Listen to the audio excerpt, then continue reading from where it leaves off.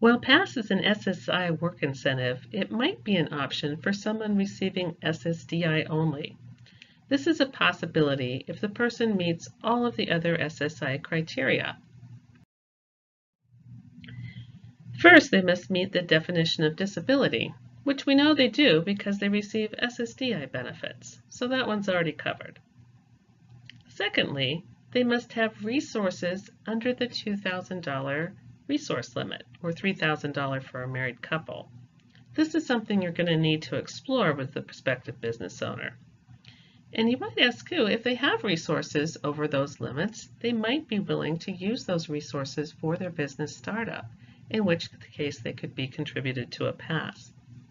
And lastly, to be eligible for SSI, you must be under the income limit, which right now, for people who are receiving SSDI only, they don't meet this criteria. They're receiving too much in SSDI to be eligible for SSI.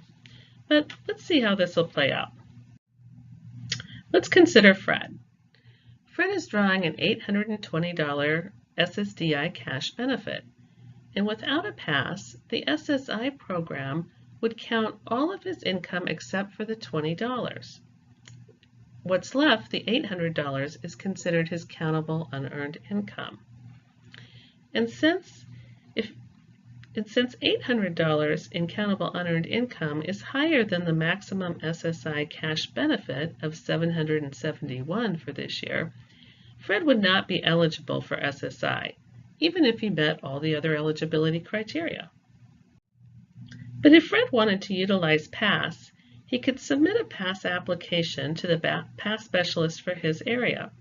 If the PASS is approved, and that $800 of countable unearned income is contributed to the PASS account, it's no longer counted as income. So what happens is, since he now has zero countable earned income, he's eligible for the full $771 cash benefit in SSI. Amazing, right? Fred will now receive two payments, $820 in SSDI and an additional $771 in SSI, for a total of $1,591 a month. But remember, he has to set aside the $800 into his PASS to use for the items and services approved in his plan. So that leaves him with $791 to live on, only $29 less than he had before. Plus, he would be eligible for Medicaid, which is a huge benefit in and of itself, and it might help him recoup that $29 by covering additional medical expenses. Because look at this, his PASS contributions of $800 a month turn into $9,600 over the course of the year, or $28,800 over 3 years.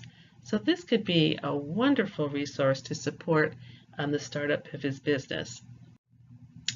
But remember that for PASS to work for people, first, they must meet all that other SSI criteria, disability, resource limits, and whatnot, and the numbers must work for them, especially if by using PASS, it's going to reduce their money for living expenses. We need to make sure that people have enough money to live on. And there are a couple of different circumstances that I consider red flags, and we'll talk about this more later, but it's people with very large SSDI checks, or sometimes people who are married.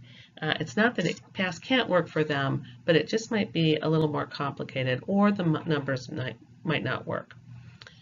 So let's take a look at those in the reading below.